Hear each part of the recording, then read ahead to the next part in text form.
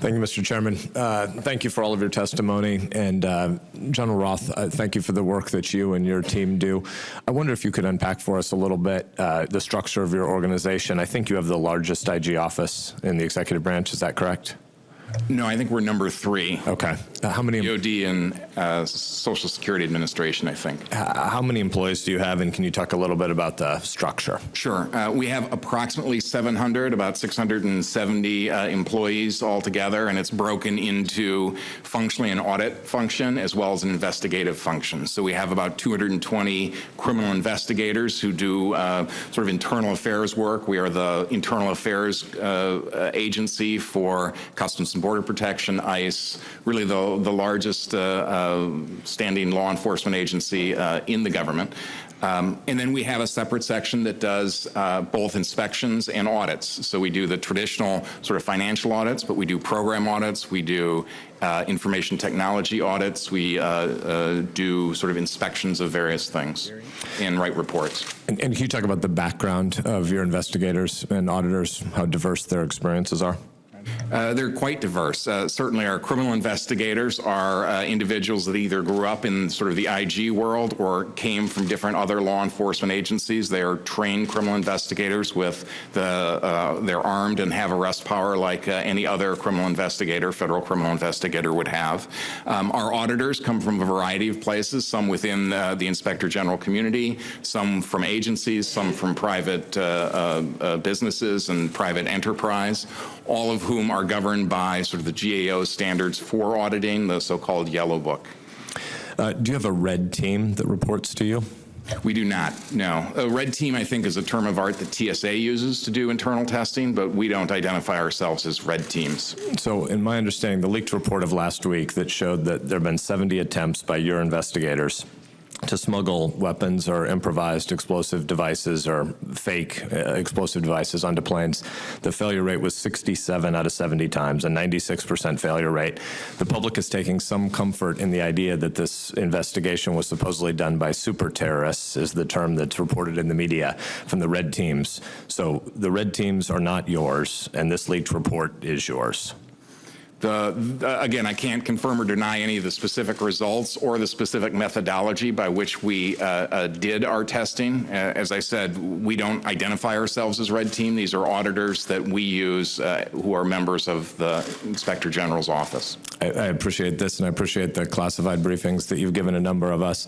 I think what we hear you doing is clarifying that in your employ, there are no red teams. Correct. Do you understand how the department, how the stories are out there that says that these were red team investigations? We don't. I was as disturbed as anyone by the fact that this information got into the media. We have done a number of classified penetration testings with absolutely no incident of leakage. We have started an investigation, preliminary investigation of this to try to determine exactly where the source of the leak was. Do you have any discomfort with the communication strategy of the department that appears to be echoing these media testimonies? I'll quote one from Secretary Johnson last week, quote, "Red team testing of the aviation security network has been a part of the TSA mission for 13 years. There are indeed red teams at DHS. You're not going to, in a non-classified setting, clarify the nature of your investigation that was leaked, but I think we've heard you clearly say your employees are mostly auditors." That's correct. Thank you. Last week's report was just one. Can you tell us a little bit more about the number, both classified and unclassified, of TSA, DHS, IG reports that you've issued since 2004? I can't give you an exact number. It's approximately a dozen is my sort of best estimate of what we've done since 2004. We did a series of penetration testings in 2011, both penetration testing to determine the security of the so-called sterile area, being able to just move into the sterile area without any sort of examination, covert testing of, for example, carry-on luggage through the screening process, tests. We had done penetration testing of the AIT machine, the sort of first generation AIT machine, which is different than the ones we've done most recently, as well as penetration testing of the checked baggage process, and that report was earlier this year. And are all of your investigations ultimately briefed to the leadership of DHS? Yes.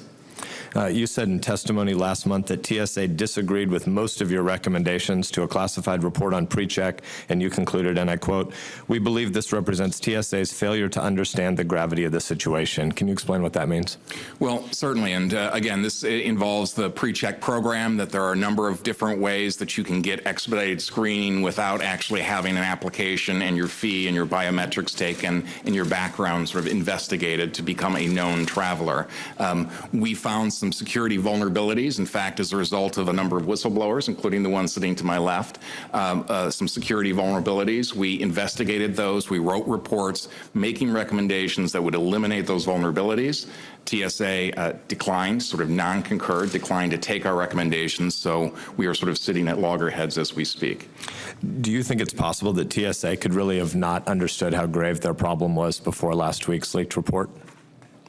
You know, it's something that we think about all the time. I mean, do they truly understand the nature of the risk that they face? You know, candidly, I worry about that. I'm basically at time, but I'd like to ask Director Roaring one question for you as well. From your statement, are you saying that regular passenger screeners have no metrics that have to do with their success or failure rate at interdicting weapons? That is correct. Thank you.